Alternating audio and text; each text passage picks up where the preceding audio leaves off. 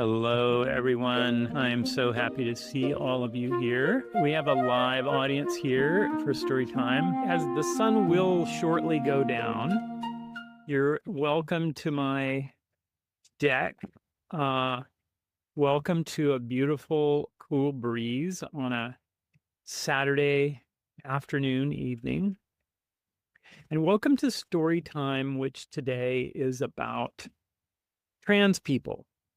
And I promised, I was on the phone with someone earlier, and I promised not to do a screed about trans people, but I do want to dispel some myths about trans people. And one of them is the myth that trans and non-binary anything is some kind of new concept, that it's some kind of woke, even though we don't understand what the term woke really means, that it's not some kind of woke ideology, that non-binary and trans, and for that matter, queer, has always been in every society.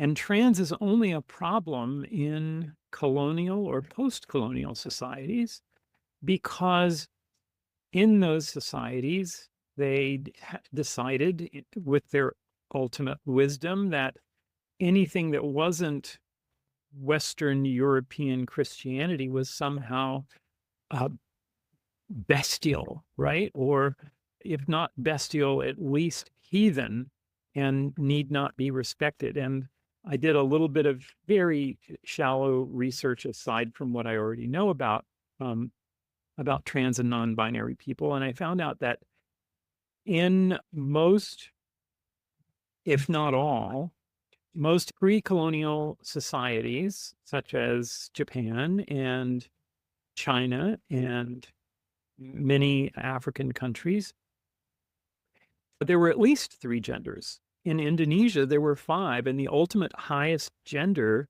was for the priest class, who were seen to have evolved beyond the gender binary. So this is not a new thing. And, I hate to report that it's part of colonialism, but it actually is. So what I am sad about regarding trans people is that trans people are currently in America engaged in a battle to simply exist at all, which is a very sad state of affairs because trans people do not want to convert your children to being trans. They just want to be able to exist without being beat up or hurt or insulted or killed. And as I said in my post on Substack, I believe that trans people provide a really important function in society because as cisgendered man or woman, right? It's impossible to have a third viewpoint.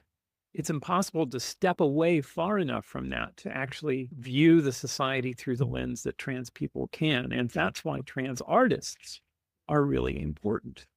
So I'm going to first read you, and I'm going to try to get through the Andrea Gibson, because they are a poet who just gets me where it hurts the most, like hurts good and hurts bad the most.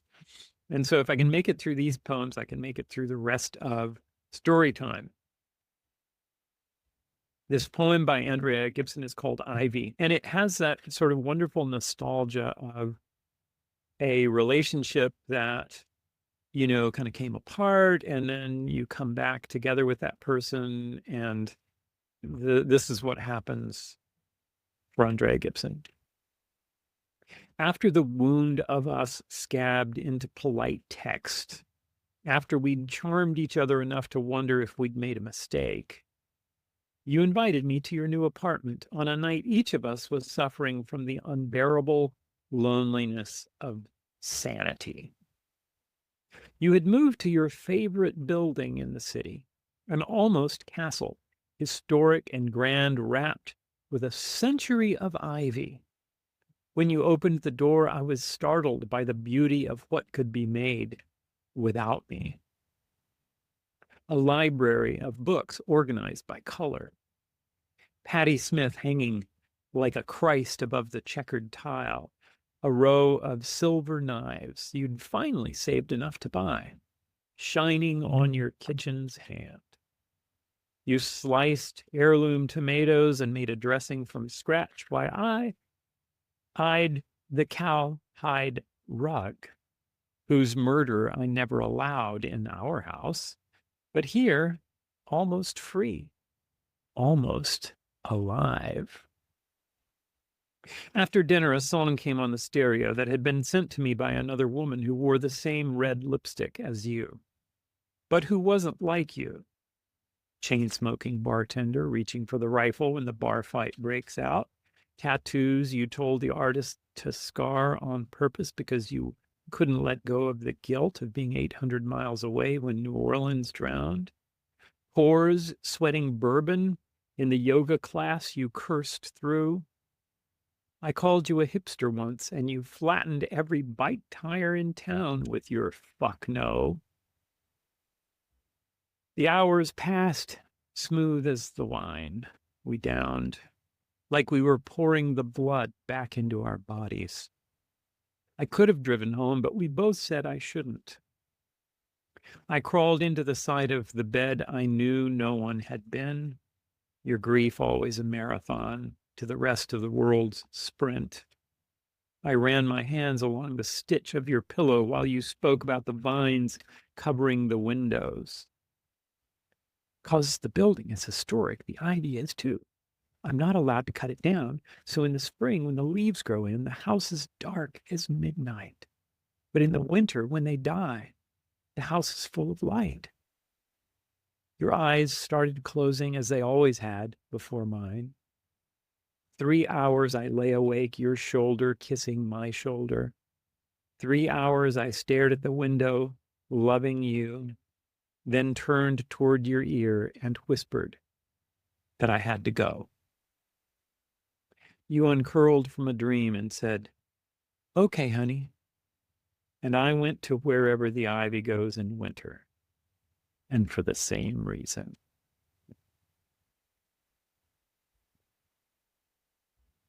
Right.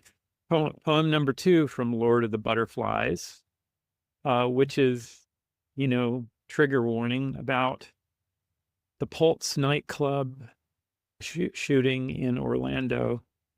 Leave it to Andrea Gibson to write a poem that is touching, moving, yet not sentimental or maudlin about this event.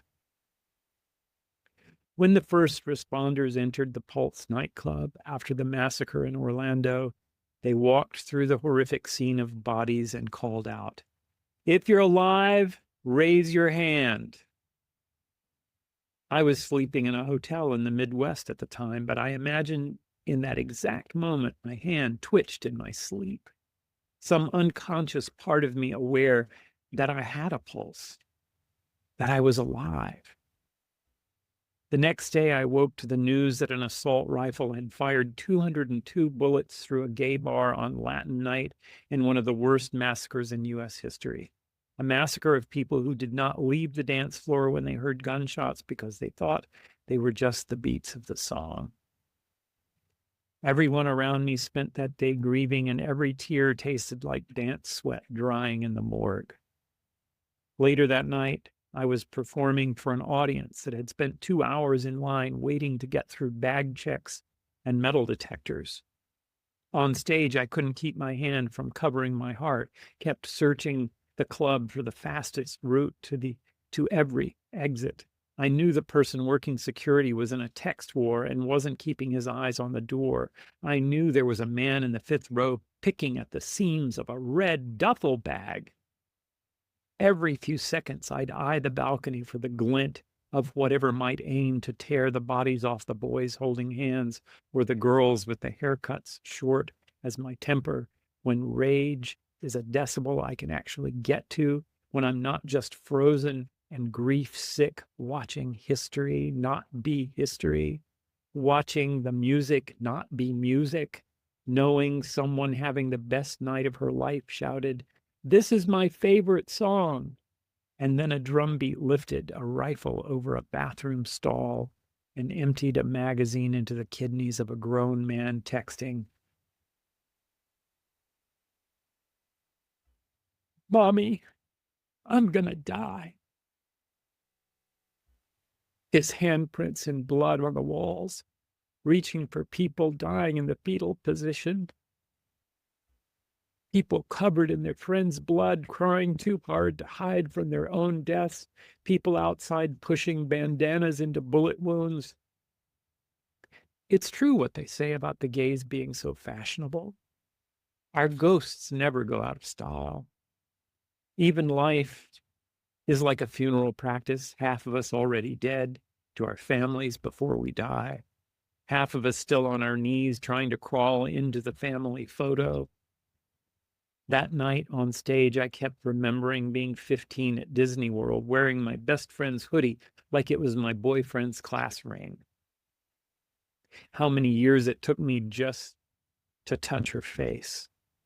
How many years of praying my heart could play dead until the threat was gone, until the world changed, until history was history. But history just keeps coming for the high, keeps shooting up bodies, keeps drumming up reasons to have metal detectors at poetry readings, where the poems feel like unanswered calls to people who claim their God or their apathy is unwilling to accept the charges.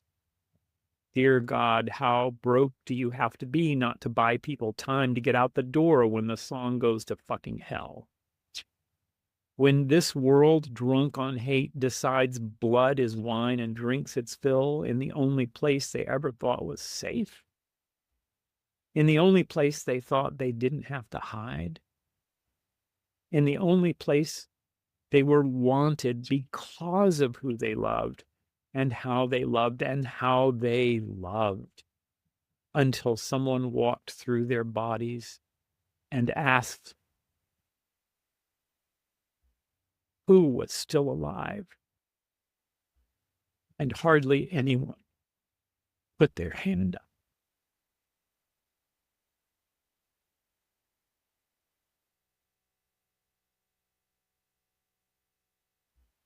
Well, I'm a sap. What can I say?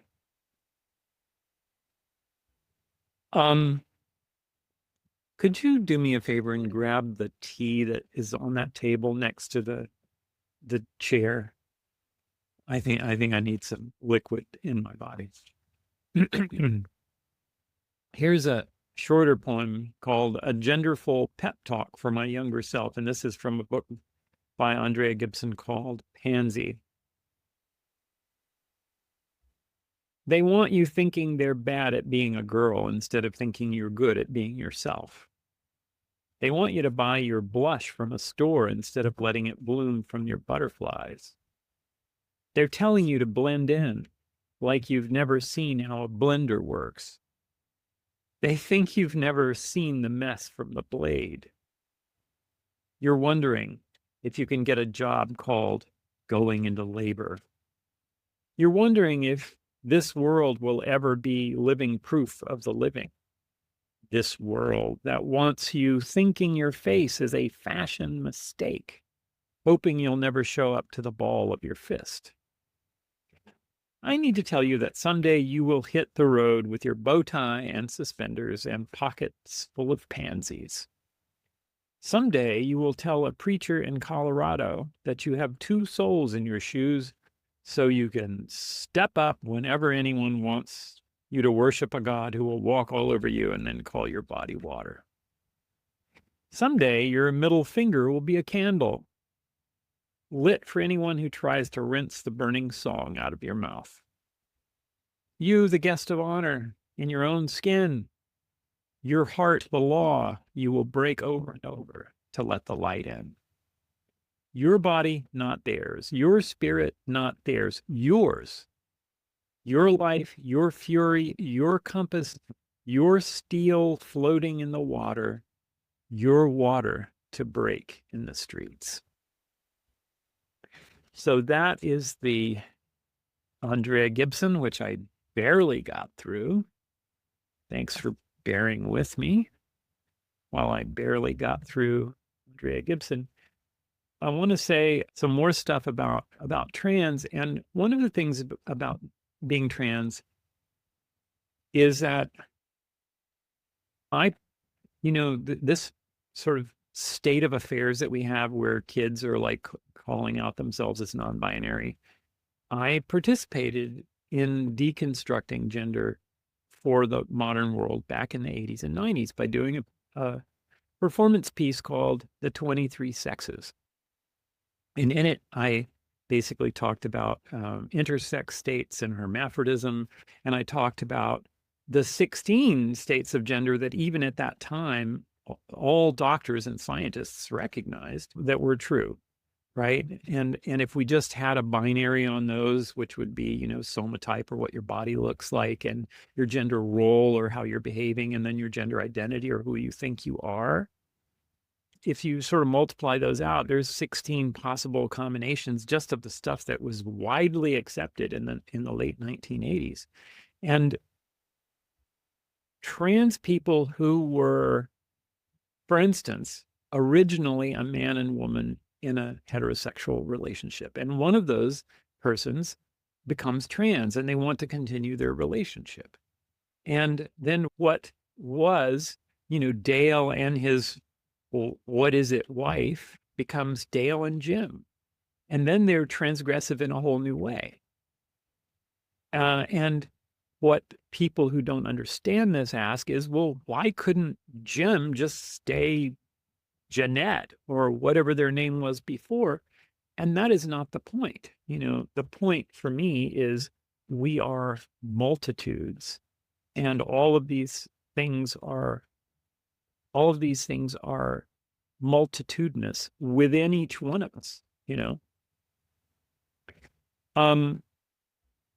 Let's move to Danez Smith, another Black HIV positive trans non-binary person who I think Stephanie Burt, in the book that I'm reading this from, says that Danez Smith calls themselves a Black, masculine, but not quite male, queer motherfucker. So, the great thing about being trans also and being non-binary is that you can just decide how much of each thing that you are. And nobody is going to argue with you. Or if they do, they're arguing a sad and sorry point. This is the poem that's in Stephanie Burt's excellently edited book called Super Gay Poems. And this is a poem that is both super and gay and super gay. It's called Waiting for You to Die So I Can Be Myself. 1,000 years of daughters, then me. What else could I have learned to be? Girl, after giving herself to herself, one long ring shout name, monarchy of copper and cold shoulders. The body, too, is a garment. I learned this best from the snake angulating out of her pork rind dress. I crawl out of myself into myself, take refuge where I flee. Once I snatched my heart out like a track and found not a heart, but 2 girls forever playing slide on a porch in my chest. Who knows how they keep count? They could be a single girl doubling and joined at the hands. I'm stalling. I want to say something without saying it, but there's no time. I'm waiting for a few folks I love dearly to die so I can be myself. Please don't make me say who. Bitch, the garments I'd buy if my baby wasn't alive. If they woke up at their wake, they might not recognize that woman in front making all that noise. I'm going to read you just the first paragraph of Stephanie Burt's commentary on that poem. Danez Smith, born in 1898, 1989, has called this poem From Homie 2022 their favorite among their own work so far. That's why I think it's important to read this one. It's also had an uncommonly long gestation, having begun as a title and a cluster of mostly discarded short free verse lines in the mid-2010s, composed when Smith still performed at and won the live poetry competitions, sometimes called or miscalled slams, while assembling their first book, insert Boy. That collection focused on Smith's queer identity as a vulnerable, HIV-positive young Black performer. Their second book, Don't Call Us Dead, 2018, reflects the moment of Black Lives Matter and the mourning, protest, resilience, and loyalty that Smith sought and sometimes found through Black communities. It was, in other words, a very public book, as well as a saddened one, whose title pushed back against the ways in which Blackness and urban youth and queerness and HIV-positive status and their intersection imperiled people like Smith and like their friends. So, because originally I had planned a whole Dennis Smith fest for you, I'll have to read that later because I have this giant sheaf of Dennis Smith poems. I'm not going to be able to get through all of them because time is passing. This is one I think this is my third time reading this on Storytime. It's called I'm Going Back to Minnesota, Where Sadness Makes Sense.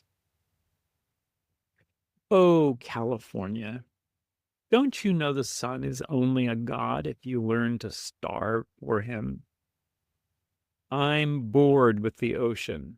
I stood at the lip of it, dressed in down, praying for snow. I know, I'm strange. Too much light makes me nervous. At least in this land where the trees always bear green. I know something that doesn't die can't be beautiful. Have you ever stood on a frozen lake, California?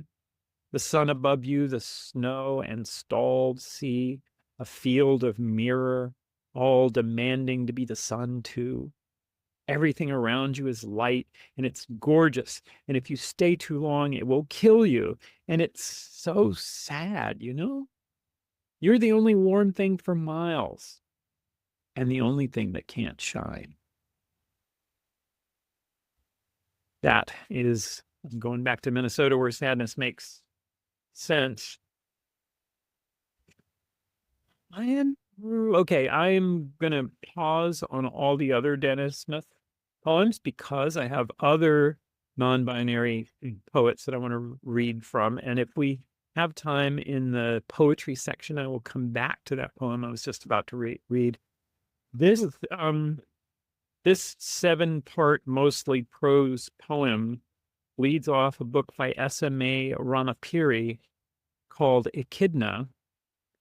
And I think this is a significant poem because it's from the New Zealand poet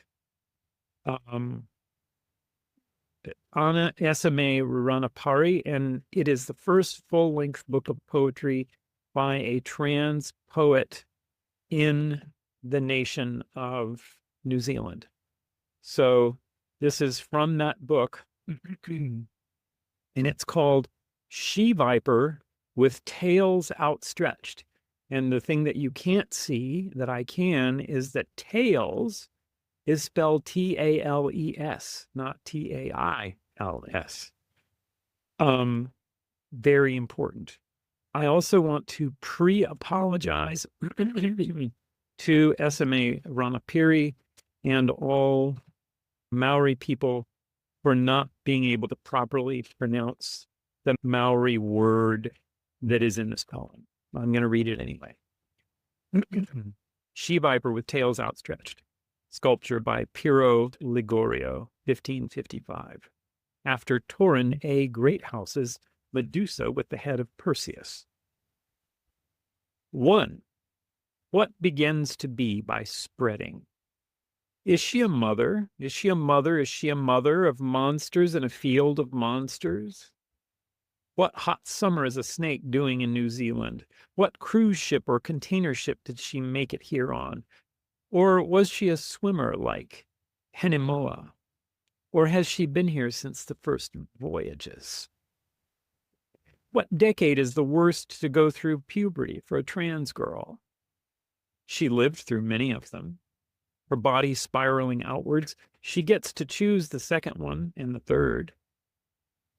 3. Echidna is a dangerous animal. She pokes holes in men just to remind them what kind of monster she is, wakes up every single morning and chooses violence, because what choice does she really have? 4. Her gigantic statued form still stands in Sacro Bosco, one of the only times she's seen herself and not flinched. Let the stonework inspire fear. Let it make grown men quiver, tongues dry. If I were to be crushed by this beast, I would be thankful. 5. She fucks with stories and storytelling, even more so when they're not about her. How unfortunate. This book. 6. Does she miss everyone she's loved? Or do they hang from headphone cords tangled inside her liver? Do they hold on to their own little crosses and whisper to God for her? 7. How many times has she died, and how many times will she come back? Her name changed, her body more monstrous. Hinenaka Hirua looks back at Echidna's life. Where does one stop and the other really begin? All right, that was one Maori word. I rejected a poem also in this collection with another, I think it was a Maori set of phrases that I could not even dream of pronouncing. So, here's a poem by Chen Chen. And I'm just going to read the first paragraph of Stephanie Burt's commentary on this poem before reading it, and then we will move on to the essay from the Two-Spirit, a book called To Belong Here. Cisgender heterosexual, more or less traditional love poets have options. They can take part in the famous tradition of carpe diem. Seize the day, enjoy the present moment. Let's rip each other's clothes off as soon as possible and roll in the proverbial hay. Such poems go back as far as the written word, and some of them look queer now or fail to specify a gender. Cis-het poets can also invite a beloved to imagine a definite future together, a wedding night, a marriage, a life. They can even seize both possibilities at once, inviting a lover to join them and start a life together right now. After all, time's a-wastin', and there's a house with 2.5 children, or perhaps a bedroom fit for their conjoined names. What about queer poets? Today, we might invite our beloveds into a supposedly normal future, replete with normal markers of adulthood, marriage, a stable career path, a family, a shared old age. For other poets, those markers seem troubling, contradictory, undesirable, or even impossible. We might try to imagine our own queer life cycle instead, a queer near future, a queer present tense, a distinctively queer life stage amid a queer kind of time. So this is Summer by Chen Chen. You are the ice cream sandwich connoisseur of your generation. Blessed are your floral shorteralls, your deeply pink fanny pack with travel-sized lint roller, just in case. Level of splendiferous in your outfit, 200. Types of invisible pain stemming from adolescent disasters in classrooms, locker rooms, and quite often Toyota Camrys, at least 10,000. You are not a Jigglypuff, not yet a Wigglytuff. Reporters and fathers call your generation the worst, which really means Queer kids who could go online and learn that queer doesn't have to mean disaster or dead. Instead, queer means splendiferously you. And you means someone who knows that common flavors for ice cream sandwiches in Singapore include red bean, yam, and honeydew. Your powers are great, are growing. One day you will create an online personality quiz that also freshens the breath. The next day you will tell your father, "You were wrong to say that I had to change. To make me promise I would. To make me promise and promise." That is Summer by Chen Chen. As you can see, important work these trans poets are doing. Very important work. And a lot of it is intersectional, you know. There's gender, and there's race, and there's culture, and there's all sorts of things.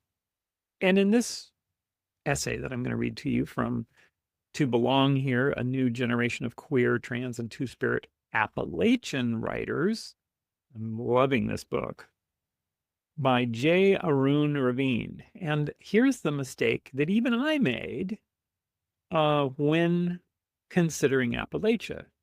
I just thought of buck-toothed hillbillies, right? And in fact, Appalachia is just as diverse as the rest of the nation. Big surprise. So you'll find out more about J. Arun Ravine as we read here. The first section is called Mash. Mash 4 overripe bananas with a fork. Use ones with the most black spots. Mix in buckwheat flour, wildflower honey, soy milk, canola oil, and hard clumps of raisins. Pour into a loaf pan and bake. Use your fingers to lick the bowl clean. You pull back the curtains and fiddle with the blinds. You see the pots of anise, hyssop, and Thai basil you managed to keep alive. The sprawling pumpkin patch burst from composted seeds. The huge tulip magnolia past its first bloom. You hear the skittering screech of raccoons, the wailing yowls of community cats, a mockingbird cycling through their catalog of calls. You see the grassy lot across the street and the concrete steps up from the sidewalk, and your neighbor on move-in day yelling, "Hey, that's not a park, it's my yard." You see the land as it once was, held in common by the Shawnee and the deer. As it is, with fences and cell phone dramas and whining lawnmowers, as it will be, turned to dust. Your mom is Thai, an international student from Thailand. Her parents are photographs. Your dad is white. His parents met in Radford, Virginia. Your dad's dad enlisted in World War II, drove a boat onto the beach at Normandy, went to Virginia Polytechnic Institute on the GI, became a civil engineer, helped design the Blue Ridge Parkway. Your dad's mom was the principal at Fort Hill Elementary, read a lot of Anne McCaffrey, smoked Virginia Slims. Your mom worked as a clerk at J.C. Penney and a receptionist at St. Francis Hospital, loved fashion television and travel shows and cheap deals and Edith Piaf, clothed you in last year's Gap and Gabe's clearance rack. Your dad worked at Charleston newspapers, is a nature photographer, loves hiking and science fiction and cool rocks, is responsible for introducing you to Kerouac and Poe. Your parents met at West Virginia State College, where your mom was sewing beautiful fabric hangings from Thai silk. No physical evidence of them remains. You get on your bike and coast downhill. At the bottom, you pass the perpetual anti-abortion protesters on the corner across from the Women's Health Center. Somebody X yards away hollers, "Do you have a lighter?" You pass a boarded up house every other block. You know the only jobs here are food service or Dollar General. You pass the Kroger or the gas station or the detention center, and some guy cat calls you. You know the cycles of addiction and poverty and abuse and homelessness keep spinning. You know that instead of prioritizing mental health, the state makes it a crime just to be alive. You know the land and its people have been disenfranchised. You know that indigenous cosmologies and technologies value reciprocity between humans, animals, plants, water, land. You know that now land is something to be owned, something to be turned for profit. You drive the 20 or 30 minutes to your partner's parents' place, the more space between houses, the more Trump Mooney. I hate liberals, friends of coal bumper stickers. The more green it gets, the more fuck Biden, Trump 2024. Fuck your feelings, back the blue flags. Imagine that flag and you flapping through the same air. Crumble. Crumble a block of tofu with your hands. Cook it down with onions and ragu, chunky vegetable tomato sauce. In a baking dish, layer the tofu and tomato mixture, lasagna noodles, and thin slices of eggplant and carrot and zucchini. Top with shredded mozzarella. Bake until bubbling and crispy. You mix and match your partner's old clothes with clearance rack items from Marshall's with your mom's old jewelry because it feels like healing. You leave sex blank on intake forms or write in a field for your pronouns or just stop caring. You get nervous every time you see a cop car. You get pulled over for an out taillight at 9 p.m. on a Sunday, 1 minute from your house. The cop asks to see your partner's ID, says, "You're going the wrong way if you're coming from there," says, "It'll be easier if you just tell me where the drugs are now," says, "Do you mind if I search your car?" says, "Whatever you are." Because your partner starts stuttering with anxiety, because you get angry and defensive when he calls you ma'am, because it's the end of the month, because it's the West Side. You don't stop thinking about privilege and race and class and place and power. You go through so many extra steps just to get out of your house, just to prepare for and protect yourself from the onslaught of the world. And all this is absolutely invisible. All this never once crosses the field of perception of the people you pass. You have a graduate degree and 10 years nonprofit admin and communications experience, but your trauma and your social anxiety leave you feeling inadequate and incompetent and unable to sustain a full-time job. You play Cooking Mama and DDR and Pokemon Stadium and Block Us and Connect 4 and Bondu. You do crossword puzzles. You go on walks and hikes and walks and hikes. You scritch, comb, and pick ticks off the dogs. You modify old t-shirts and sew weird dolls and string beads together. You cradle and cuddle your babies. And by babies, you mean your cat who interrupts and sits on your paper at the exact moment you write this. And when she starts to lick your hand or your nose and purr so hard she chirps, you don't want to get up even if you have to pee. You go to the antique mall just to look at old stuff, to the TJ Maxx just to smell the candles. You're always in a Dollar Tree. If you meet someone who is also queer or trans or non-binary and or Asian and lives in West Virginia, you will immediately want to ask them all the questions and spill your life story and be besties and invite them for dinner and be intimate witnesses on each other's spiritual journey. But in fact, they'll probably be strangers. In fact, you'll probably never see them again. In fact, you've probably never met. "Hi, I'm Half," is the sentence that tumbles and wrestles and burrows down in your core. Simmer.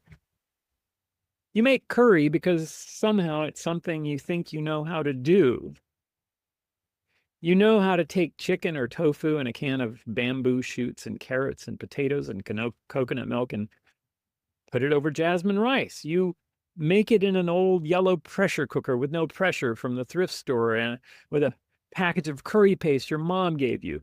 Dark red, almost brown, slightly clumpy, neither wet nor dry. In hindsight, Knowing your mom, the curry paste may have been past its expiration date. In hindsight, knowing yourself, the curry paste may have crossed one too many states, may have sat alone in the cold, humid dark for 1 month too many.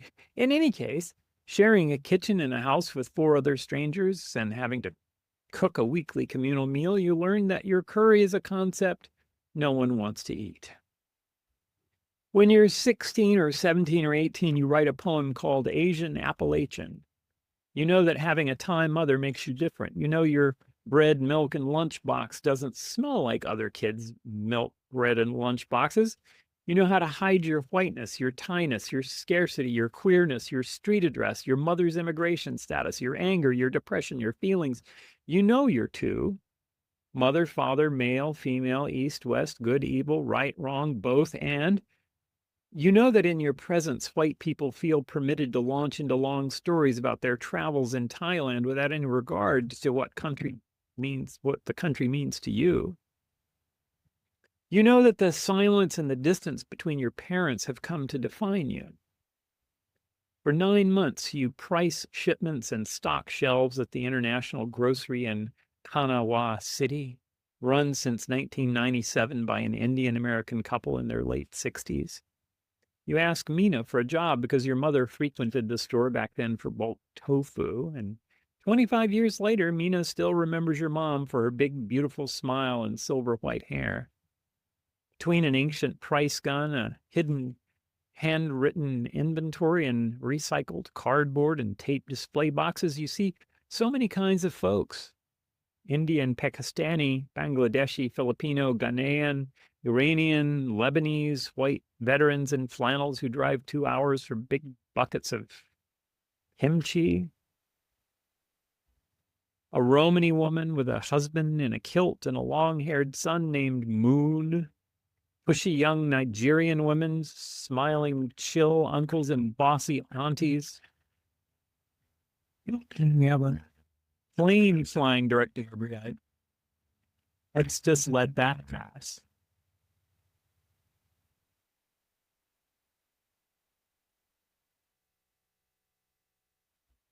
Tall, awkward teen boys, fly Jamaican sisters, a gay couple with a YouTube cooking channel, intergenerational families, girls who karate kick the rice bags, black folks with food trucks, distraught and disdainful Chinese grandmas, white couples who want to experiment, disgruntled doctors, and an adorable Korean grandmother with a country accent. They're all here from other places, getting a PhD in engineering or medicine, running a restaurant or catering businesses, or following a family member with one, the other, or both. The ones who are married with 2 or 3 children already, you know they're younger than you. You know that being Asian and living in West Virginia is far from an organizing strategy. It's minding your own business. It's driving 2 hours for groceries you recognize. It's staying under the radar. It's straight A's or else. It's feeding and clothing and teaching your kids and your grandkids and your great-grandkids with your blood and your tears and your bones. But still, every time you see an Asian person on the street, you stare, even though you know you have nothing in common with them except a metaphorical umbrella.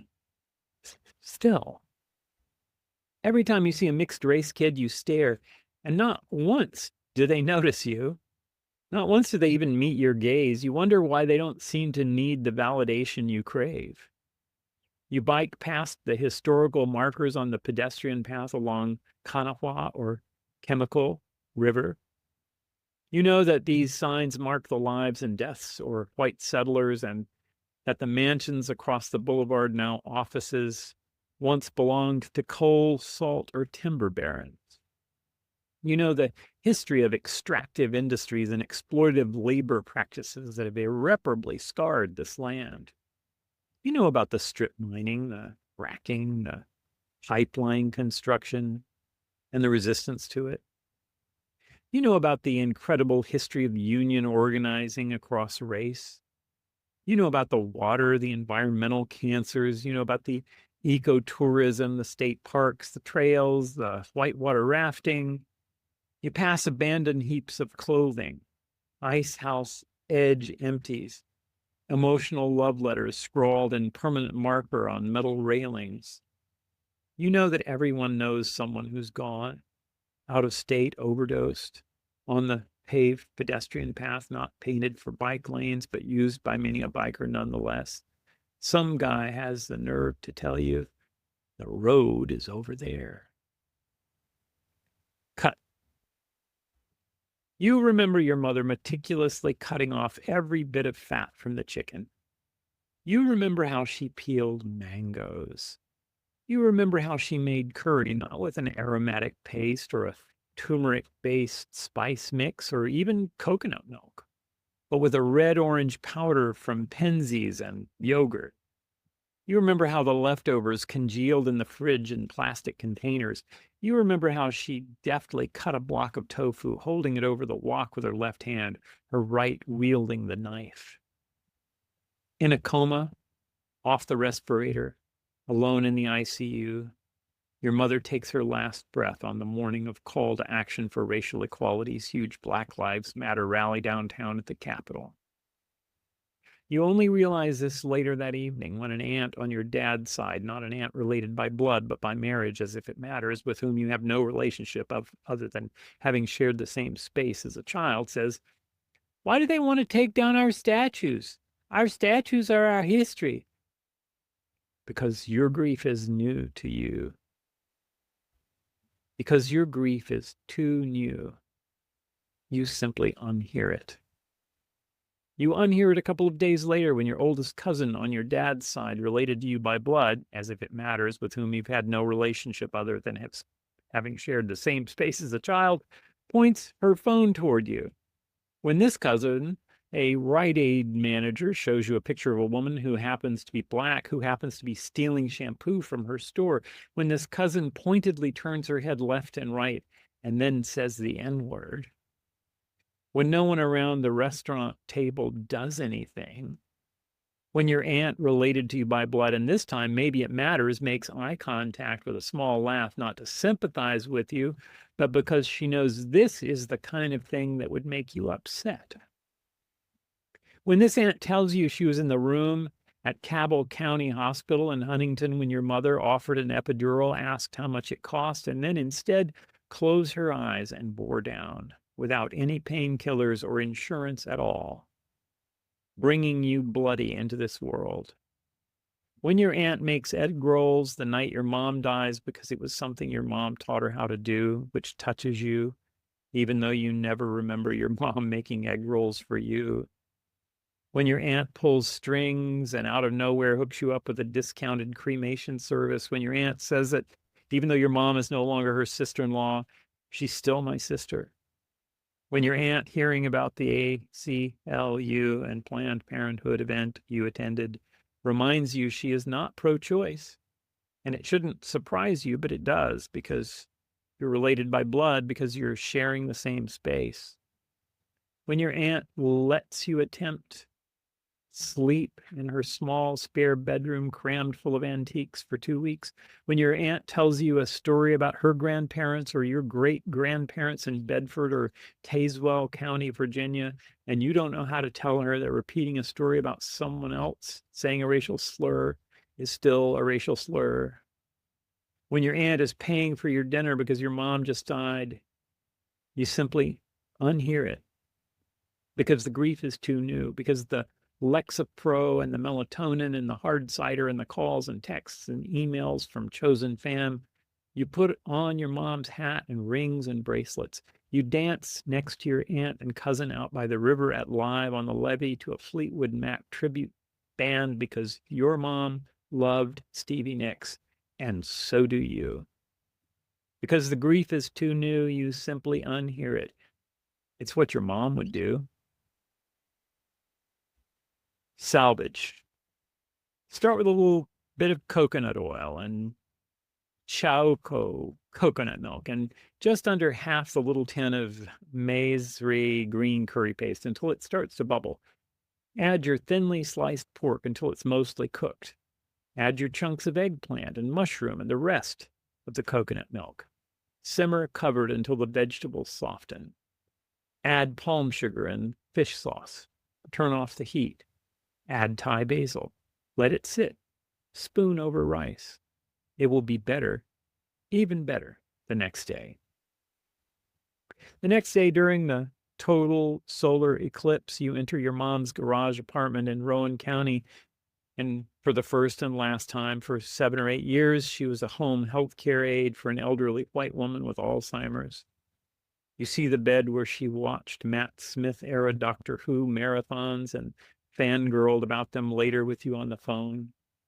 You see the lawn darkening as you count her cash and wade through piles of scissors and coins and items foraged from the trash and old plastic containers and piles of really nice clothes that don't fit you and magazines, and you wonder what to salvage.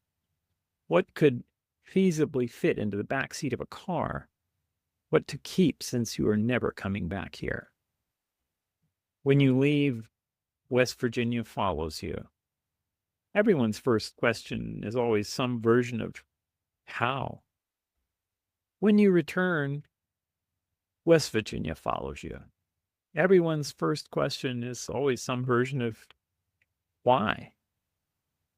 You try telling stories about being the best at hiding in spotlight tag, the hedges becoming tunnels heavy with snow, going on stupid made-up missions in your yard at night, pretending to be La Femme Nikita.